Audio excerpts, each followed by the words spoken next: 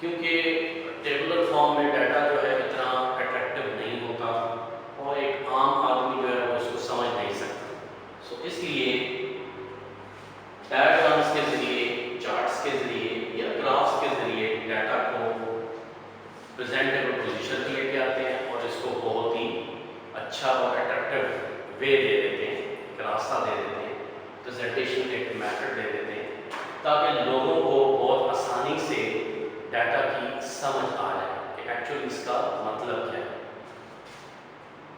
तो आपके कोर्स में ICS पार्ट 1 और आईकॉन पार्ट 1 में भी आईकॉन पार्ट 2 में सो तो चार्ट्स एंड डायग्राम्स में जब हम एक फिगर बनाते हैं, एक चार्ट बनाएंगे और उसकी बार की शक्ल होगी, यानी कि जिस तरह एक डेयरी मिल्क चॉकलेट है, स्ट्रिप्स हैं, उस तरह की एक बार होती है। तो डाटा को उस पॉइंट ऑफ व्यू से हमें प्रेजेंट करना होता है। तो चार्ट्स की फिर डिफरेंट टाइप्स हैं, जाहिर बात है डिफरेंट टाइप ऑफ डाटा होता है और डिफरेंट टाइप ऑफ डाटा से हम डिफरेंट टाइप ऑफ चार्ट्स बनाते हैं। सबसे पहला हमारे पास आता है जी simple bar chart. Simple bar chart का मतलब ये है कि आपको सिर्फ एक ही साल के बारे में इंफॉर्मेशन गिवन है या एक ही वेरिएबल हमारे पास मौजूद है या एक ही वैल्यू हमारे पास है, ठीक है, उसको हम सिंपल बार चार्ट कहते हैं। मसलन मैं अगर सिर्फ ये कहूँ कि इस कॉलेज में WCA में ICS में कितने स्टूडेंट्स हैं, यानी नंबर ऑफ स्टूडेंट्स की बात हो रही है, तो नंबर ऑफ स्टूडेंट्स हमने जस्ट एक वेरिएबल है कि नंबर ऑफ स्टूडेंट्स कितने हैं, ICS 1 में कितने हैं, ICS 2 में कितने हैं, ICOM 1 में कितने हैं, ICOM 2 में कितने हैं, BCom 1 BCom 2 में कितने हैं। तो ये नंबर ऑफ स्टूडेंट्स आ रहे हैं, ठीक है। तो वेरिएबल हमारे पास क्या है, नंबर ऑफ स्टूडेंट्स हैं, तो वो हमारे पास एक ही है, एक ही सर है। लेकिन अगर नंबर ऑफ स्टूडेंट्स के साथ साथ हम ये भी बात कर दें कि हाँ जी के जो स्टूडेंट्स के साथ उसकी एज क्या है, हर एक स्टूडेंट के आगे अगर हम एज लिख देते हैं तो ये दो वेरिएबल हो जाएंगे, एक तो स्टूडेंट्स के नंबर ऑफ स्टूडेंट्स आ गए, दूसरा साथ ही उनकी एज आ गई। एज के बाद उनके आगे आ जाते हैं मार्क्स आ जाते हैं, तीसरा आइटम भी आ जाता है। जब तीन आइटम आ जाए या एक से ज्यादा आइटम आ जाए तो फिर हम मल्टीपल बार चार्ट की तरफ चलते हैं, ठीक है। तो एक से ज्यादा जब भी आइटम्स आ जाएंगे, ये नंबर ऑफ स्टूडेंट हैं, उनकी एज है, उनकी एवरेज मार्क्स हैं, ठीक है, तो फिर हम किस तरफ आएंगे, मल्टीपल बार चार्ट की तरफ। अब यहाँ तक तो ठीक है, मल्टीपल बार चार्ट तो हो सकता है, लेकिन मल्टीपल बार चार्ट बहुत ज्यादा नहीं बन सकते, 2-3 वेरिएबल तक तो चल सकता है। लेकिन अगर 4, 5, 6 वेरिएबल आ जाते हैं तो फिर हम क्या करते हैं, फिर हम कंपोनेंट बार चार्ट की तरफ आ जाएंगे। तो कंपोनेंट बार चार्ट में क्या करते हैं, कंपोनेंट का मतलब होता है कि उस चार्ट के हिस्से कर देते हैं, डिवीजन कर देते हैं। मैं अभी सारी चीजें समझाऊंगा वन बाय वन, सारे इंफॉर्मेशन डाटा और कैसे हम इस ग्राफ को बनाएंगे वो भी मैं आपको बताऊंगा। सिमिलरली अगर रेक्टेंगुलर बार चार्ट है, ये भी रेक्टेंगल्स टाइप का चार्ट होता है, लेकिन जाहिर बात है इसमें थोड़ी सी टेक्निकल इश्यूज आ जाएंगे, वो भी मैं डिस्कस करूंगा। आखिर में जो है बहुत ही मशहूर और मारूफ है कि पाई चार्ट, ये पिज़्ज़ा शेप का होता है, सर्कल शेप का होगा, तो इसको हम पाई चार्ट कहते हैं। पाई चार्ट भी बहुत ही ज़्यादा मशहूर है, ठीक है, बहुत ही ज़्यादा इंपॉर्टेंट भी है पेपर पॉइंट ऑफ व्यू से। इसके बाद दूसरा तरीका जो डाटा को हम प्रेजेंट करते हैं वो ग्राफ्स है, ठीक है। सम टाइम ये होता है कि डाटा बहुत ज़्यादा होता है, ग्रुप्स में डाटा आ जाता है, फ्रीक्वेंसी बेस्ड डाटा आ जाता है। तो जब भी फ्रीक्वेंसी बेस्ड डाटा होगा तो हम ग्राफ्स की तरफ जाएंगे। तो दूसरे लफ्जों में आप ये कह सकते हैं कि जब डाटा की फ्रीक्वेंसी नहीं गिवन होती तो हम उसको चार्ट्स के जरिए प्रेजेंट करते हैं, जिसको हम अनग्रुप डाटा भी कह सकते हैं। सो अनग्रुप डाटा के लिए चार्ट्स या डायग्राम्स ज्यादा सूटेबल होती हैं और ग्रुप डाटा के लिए ग्राफ्स ज्यादा सूटेबल होते हैं, क्योंकि उसके आगे डाटा ज्यादा होता है। ग्रुप्स में उनको हम क्लासिफाई कर देते हैं, क्लासिफाई करने के बाद हम बहुत आसानी से हिस्टोग्राम्स की या फ्रीक्वेंसी का पॉलीगॉन एंड सो ऑन बाकी ग्राफ्स को बना सकते हैं। हिस्टोग्राम ये पहला ग्राफ है जो फ्रीक्वेंसी बेस्ड होता है। फ्रीक्वेंसी बेस्ड ग्राफ में हिस्टोग्राम एक इंपॉर्टेंट ग्राफ होगा। इसमें हमें क्लास बाउंड्री चाहिए होती है और साथ ही फ्रीक्वेंसी चाहिए होती है। सो अगर डाटा ग्रुप्ड है और डाटा जो है वो क्लासिफाइड नहीं है तो उसकी क्लास बाउंड्री बनानी पड़ेगी पहले, अगर वो क्लास बाउंड्री नहीं है उसकी। इसी तरीके से फ्रीक्वेंसी कर्व है, ये actually mid point of the class boundary पे आता है, ठीक है, mid point of the class boundary पे।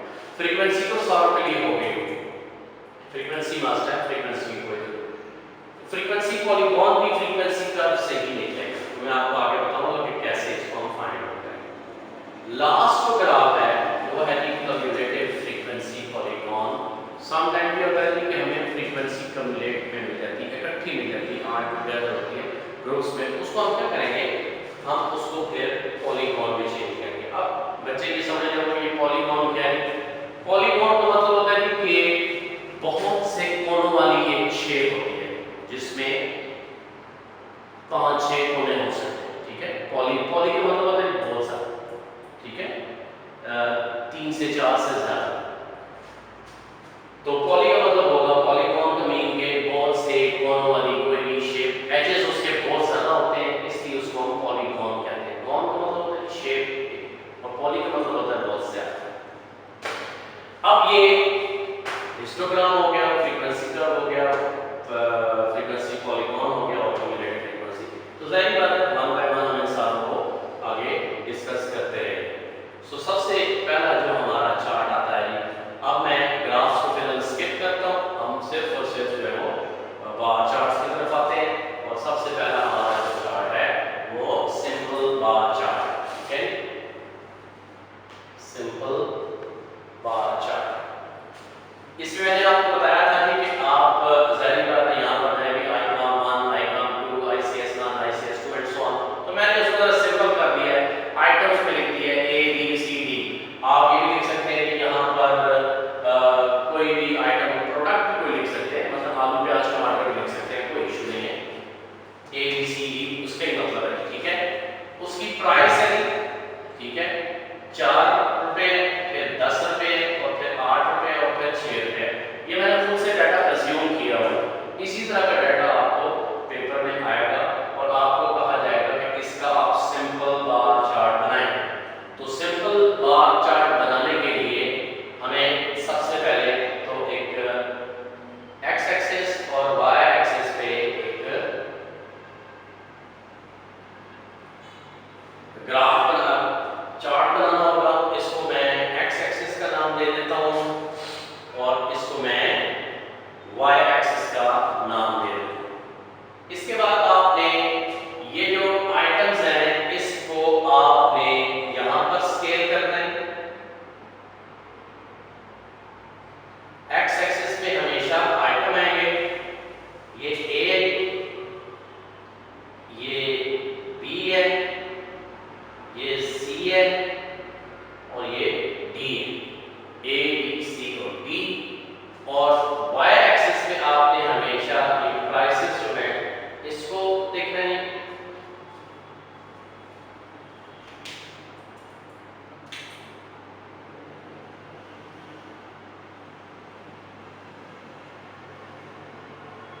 क्या थोड़ा सही है, एक मिनट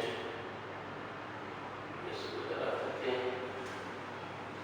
और इसको आप थोड़ा सा बेहतर हो जाए।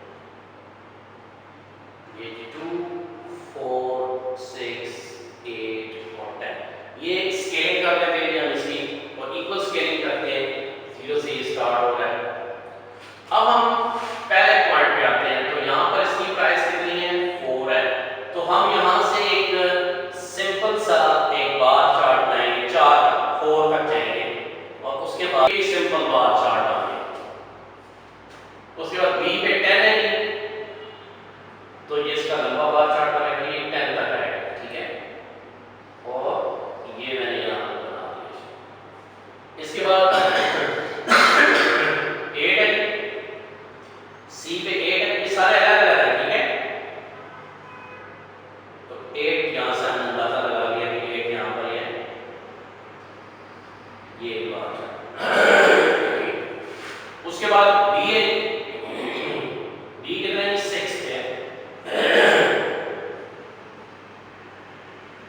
तो ये हम इसको 6 पे ले आते हैं।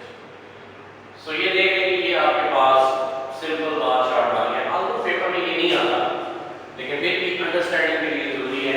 तो ये देखें कि कोई बार्स आती है, छोटी छोटी बार्स आती हैं, इसीलिए इसको हम बार चार्ट कहते हैं। ठीक है, अब प्राइस है, ठीक है, सिंपल बार चार्ट तो आपका बन गया। अब हम बी पे आते हैं और वो है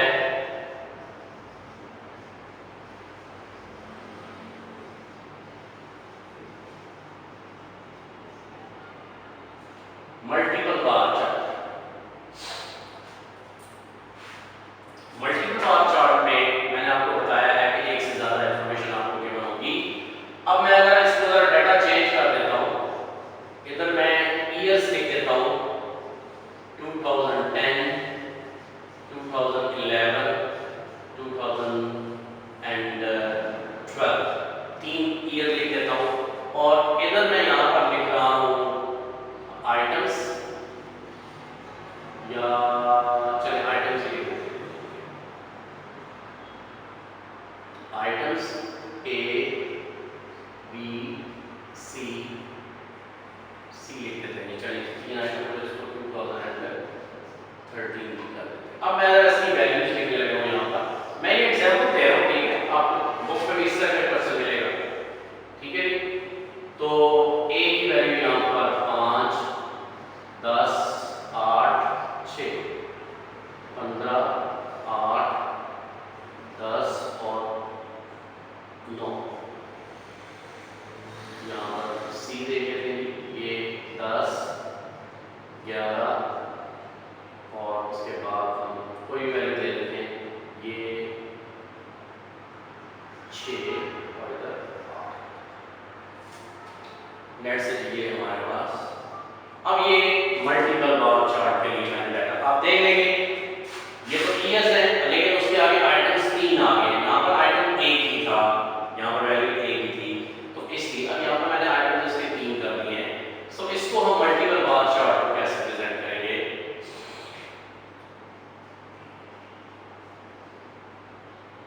ग्राफ बनाएंगे पहले इसका, और इसको जरा थोड़ा सा आपने लेंथी कर देना है, जिसके यहाँ पर 3 ग्राफ बनेंगे।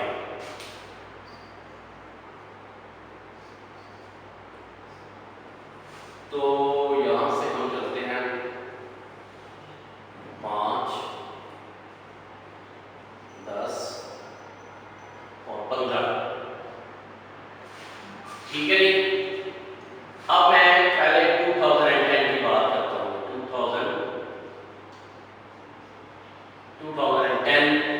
2010 में जो ए आइटम है वो 5 पे, आपने एक ग्राफ 5 तक का बनाना है, और उसके साथ ही जो बी आइटम है वो कितना है, 15 पे। तो अब यहां से इसको ज्वाइन करना है 15 पे, और फिर दूसरा आइटम क्या है, 10, इसको 10 के साथ ज्वाइन करना है। अब ये देखें वो आइटम उसमें गैप्स थे, अब इसमें गैप नहीं है। ये क्या हो गया, मल्टीपल बार चार्ट है। उसके बाद हम 2011 पे आ जाते हैं। 2011 में 10 है पहले, दूसरा 8 है तो 10 से थोड़ा सा नीचे, और तीसरा 11 है यानी कि 10 से थोड़ा सा ऊपर। तो ये 2011 का भी बार चार्ट बन गया। उसके बाद 2012 पे आ जाते हैं। 2012 में पहली वैल्यू है 8, ये तकरीबन 10 से थोड़ी सी नीचे, फिर 10 थोड़ी सी ऊपर, और फिर उसके बाद 6 और 5 से थोड़ी सी ऊपर। ठीक है जी, मैंने आपको कहा था ये थोड़ा सा लेंथी रखेंगे। तो x, अब उसके बाद है 2013, इसमें सबसे पहली वैल्यू जो है वो 6 है, दूसरी वैल्यू 9 है, तकरीबन 10 से थोड़ी सी नीचे, और 8 भी बिल्कुल इसके साथ है। सो ये है कि देख लें आप मल्टीपल बार चार्ट्स। अब यहां पर एक मसला आ रहा है कि ये तो इकट्ठे बार चार्ट्स आ गए, तो इनको हम डिफरेंशिएट कैसे करें, इनको हम डिफरेंशिएट कैसे करें। तो डिफरेंशिएट करने के लिए हम यहां पर एक की बना देंगे। की बनाने के लिए आपने आइटम ए को डॉटेड लाइन से रिप्रेजेंट कर देना है, आइटम बी को आपने ये वाली हॉरिजॉन्टल लाइन से रिप्रेजेंट कर देना है, और आइटम सी को आपने खाली छोड़ देना है। तो इस तरीके से आप डिस्टिंग्विश कर सकते हैं, डिफरेंशिएट कर सकते हैं कि कौन कौन सा आइटम है। तो ये इसका मतलब है कि ए आइटम होगा की के मुताबिक, और ये इसकी हॉरिजॉन्टल लाइंस, इसको खाली छोड़ देते हैं। आपकी मर्जी है, जो मर्जी की रख सकते हैं।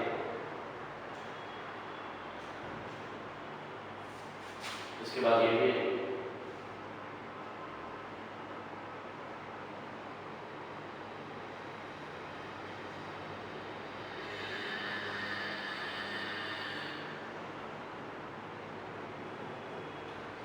ठीक है बच्चों। तो आज